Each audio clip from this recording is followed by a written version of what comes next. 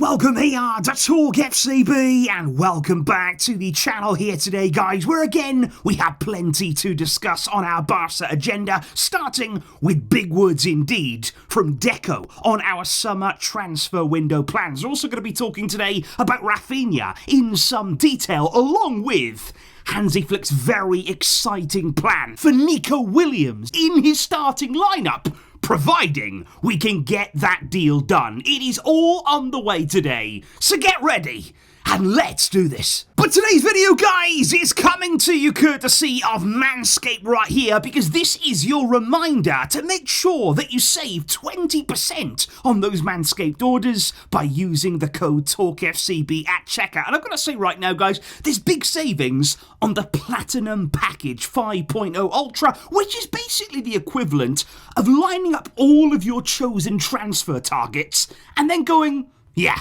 I'll take the whole lot.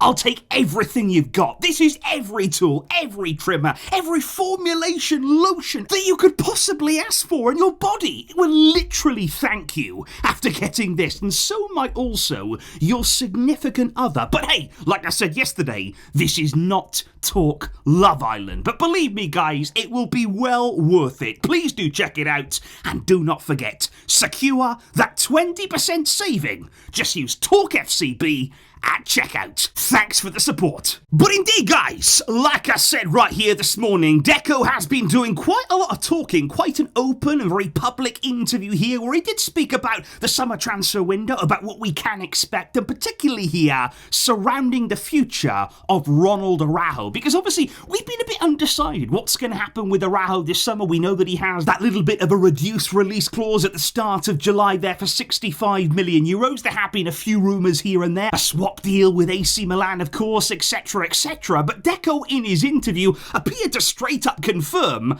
Araujo will not be leaving the club. But Deco said, we do have 5 centre-backs. One of them will need to leave because the position is overcrowded, but Ronald is not in our plans to leave. We want to improve the squad, not make it worse. He suffered a difficult season and received unfair criticism. He is one of the best defenders in the world, and he doesn't want to leave. So we've known all along that Deco is a big Araujo fan. He is somebody there that really does count on him. So he's come out here and said, look, he's not leaving. Araujo is going nowhere, but one of those remaining centre-backs, according to Deco, they are going to have to leave. Now, at the club, we know we have Kubarsi. Obviously, he's not going anywhere. We've got Inigo Martinez, only recently renewed at the club. Araujo, Deco says, is staying. And then you've got Eric Garcia, who's also going to be helping us at right-back. So I don't think it's going to be him, which, again, only leaves us with Andreas Christensen. It does feel as though the decision has already been made. You know, Deco has very much been open to that sale of Christensen. It will depend on the offers, and it will depend, though, on the final say still of the player. You know, Christensen, in the end, will still be able to decide his future. So let's wait and see. But on the goalkeeping situation, Deco was asked there, do you need to speak now with Ter Stegen following the arrival of Joan Garcia? Now, you brought in a new goalkeeper. Do you have to speak with him? And Deco's response, I've got to say, it was quite frank. He said, no, I don't need to speak with him. My job is to build the best possible squad for the coach. I don't decide who plays. He said no contract guarantees anybody a starting spot. It's the coach who will make those decisions, and every player will have their own ambitions. So again, quite cold there on Marc-Andre Ter Stegen. Nobody seems to be in much of a rush to speak with him. The club certainly don't feel as though they owe him any explanation. They can bring in a new goalkeeper. They can go in a new direction, and that is exactly what we have done and what we are doing with Joan Garcia. Then though, guys, there is the topic of Marcus Rashford. Just to revisit this actually since yesterday, because, well, there have been a few interesting updates. Because, yeah, not only is Rashford training in Spain right now, he's working very hard, you know, he's not on holiday, he's not off just relaxing, he's wanting to prove himself, and he's gotten as close to the club as he can here by moving his training base to Spain. And he's also now doing YouTube videos with Spanish YouTubers. I mean, this guy is literally desperate at this point to say, look, sign me up. Barca, Come and get me. Rashford is absolutely adamant that he wants to make this move, that he wants to make it happen. And he did speak in some depth there about Lamine Yamal, and he was really glowing in his words. Very, very complimentary towards Yamal. He said it's difficult to put it into words what he's doing, what I've seen for him this season. He's not supposed to be doing that out there at 16, 17 years old. I don't think we've ever seen this kind of ability and the mentality that he's showing before. Rashford was so impressed with Yamal, and when he was asked about the Ballon d'Or winner this season, he said if you look at it just from a footballing point of view, from footballing ability, he said, I think Yamal, he has to win it. You've got to go with him. But he said if you look at Dembele, he won the Champions League, of course. It just depends really on how you see it. But Rashford, like I say, very, very complimentary. And then the interesting line came when he was asked, would you like to play with Lamine? Would you like to maybe next season be maybe one of his teammates at the club? And Rashford openly said, and again, remember, this is a Manchester United player. He's under contract there. No move at all has been anything close to confirmed yet, but he said, yeah, I'd like to play with him. He said everybody in the world wants to play with the best, so hopefully. He said, we will see. So Rashford, like I say, he's desperate to join the club. He's trying to make all of the right moves. He's trying to send all of the right messages, maybe similar to sort of what Nico Williams is doing this summer, making it known to the club, this is what I want, this is the direction that I want to go in, and it remains to be seen whether Barca will make that move, if they will bring him in as a backup option, as a bit of a joker maybe in the attacking areas. You can play him out on the left. He spoke about playing as the number 9, feeling more and more confident as the centre forward. Should we move for Rashford, or would it not be the right path to go down? Then though, guys, we really must move on to talk about Raphinha, because we have spoken a little bit this summer about Raphinha, especially with Nico Williams most likely arriving at the club. And there has been lots of speculation, is Raphinha being overlooked now? Is he being forgotten about? The season that he had, is it just being swept under the carpet? Well, let me just say, first and foremost here, nobody has forgotten about Raphinha. Not us as fans. We value his work, we value his season immensely. And look at the players this summer. The mood within the players is absolutely perfect right now. We've seen this summer Yamal, Fermin Lopez, Alejandro Balde, all wearing Raphinha Brazil shirts. They want to show him the love. He's a hugely popular figure inside of the dressing room. I think he's a great leader as well. And let's be honest, guys, next season, I'd like to see him even more with the captain's armband. But let me just move on here to something we saw this morning in the media. And it was a big report that came out, basically surrounding Hansi Flick here, that he was told by the club, okay, this summer, looking at our transfer targets, we've got names that we want to bring in. Of course, the club here have to act within the FFP limits. So we might have to sell someone. There might be a surprise sale along the way. There might be a big player that leaves the club. It all depends really on what kind of offers we get. And Flick, of course, understands the club's situation. But let me just say this. When he spoke to Deco about transfers, when he spoke as well to Joan Laporta about the plans for the club, Flick apparently made one thing crystal clear. He said to them, look, do whatever you like, do what you need to do to build this squad, but don't touch Raphinha. That is something that cannot happen under my watch. Under no circumstances does anything happen with Raphinha this summer. He is my key player. He is essential to my plans. You can't sell him. You cannot move him on. And of course the club, I'm not saying they want to do anyway, but Flick made it very, very clear, look, he's my man.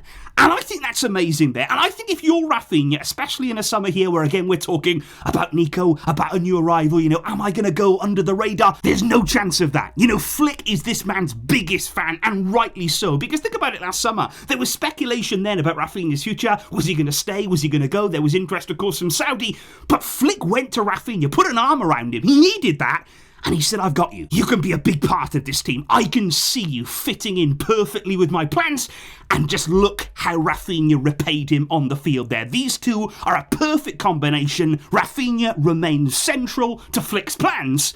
And that's important now when we move on to talk about Nico Williams. Because indeed, guys, on the Nico Williams situation, well, first of all, what we're hearing right now in the media, and it's quite consistent, it appears to be more of a matter of when Barca are going to sign Nico rather than if we're going to sign him, which again is very different to last summer. Last summer we were left in limbo, not really knowing what was going to happen. Which decision would he make? Would he stay at Athletic? Would he go? But now everything is much more clear. Everything is much more aligned, really. The club and Nico have got a clear plan, and I do believe, like I keep saying, that this deal is going to happen. But today, let's talk more about if it does happen, then where's Nico going to fit? What is Hansi Flick's plan for him? Because today, a very reliable journalist, Fernando Polo, who is certainly very accurate when it comes to his reporting, he's come out with what he says is Hansi Flick's plan for next season, including Nico. Because ideally, providing everybody's fit, providing everybody is able to play,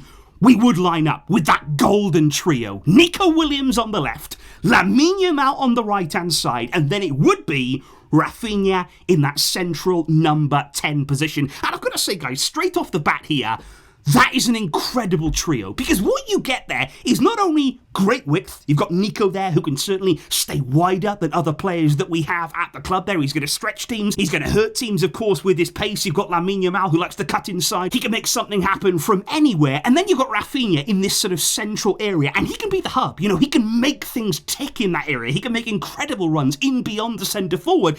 And what is interesting right now is that apparently, according to Fernando Polo, we will be seeing more of Dani Olmo as the false nine. And I'm not just talking here about maybe 1 or 2 games where we try it out and we just sort of rotate against a lower league team. I'm talking about this is something we could see a lot more regularly. Apparently next season, Lewandowski, it will be his last season at Barca. That is significant. We need to start sort of moving on from him slowly, and that's going to happen next season. We are going to start to see him probably phased out slowly here, slowly but surely, of this Barcelona team. And in his place, Olmo as a false nine is being considered. And what's interesting about that for me is, on the one hand, everybody there is very, very fluid. You will see a lot of interchanging of positions. Raphinha can take up a centre-forward position at times. You can see him go that high. You can see Dani Olmo drop in. You can see Nico push on and Yamal as well. All interchanging. It's going to be absolutely beautiful to watch. It's going to be poetry. But also remember, guys, as well, off the ball. One of the most important things here in a Hansi Flick team, it's what you do off the ball. It's how you apply yourself. And the pressing, every player then can press. Sometimes with Robert Lewandowski, understandably, because of his age, he's not getting about the pitch. He's not closing people down. So you've got one player there who's not really able to do it. He's not really able to bring the intensity we need. But with this setup here, every single player can press and really, really work hard for the team, pressing from the front and starting as you mean to go on.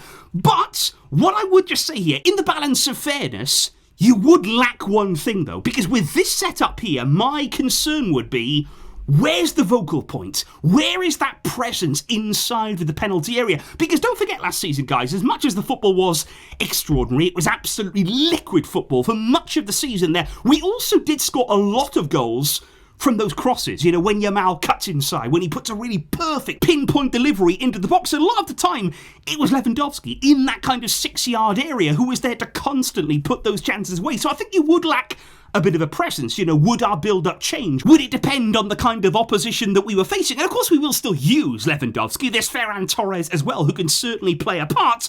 But I just think it's going to be interesting to see how everything here fits together. If we were to line up, guys, with Nico, with Raphinha, with Yamal, with Olmo in that false nine area, how do you like that team there? Do you believe that we can be very, very effective with those 4? Is there anything that you tweak to that? What would you do with the midfield? What would you do there with the fullbacks going forward? Who could you bring on to maybe alter things a little bit? I just think it's exciting. It gives us so many more options here. Nico is going to be an incredible addition to the team. And I'm just interested here in these early stages of thinking about how the team is going to look. What are we going to be doing next season? How is Flick going to actually upgrade this team? It's exciting to think about. And all of this, we're going to start to see it all take shape very, very soon. So that indeed, guys, is everything right now that is going on the Barca scene. I will indeed see you soon with lots more videos on the way. The news is not going to stop, and we don't want it to. We really, really don't. We are having a very nice summer indeed. So thank you indeed, guys, for all of you here tuning in. Please do check out everything that Manscaped have to offer. I assure you, you will not be disappointed. Use TalkFCB at checkout to get 20% off your order. And I thank you indeed for your absolutely phenomenal support. I will see you soon, but until next time, as always, Vejka Here, Barca!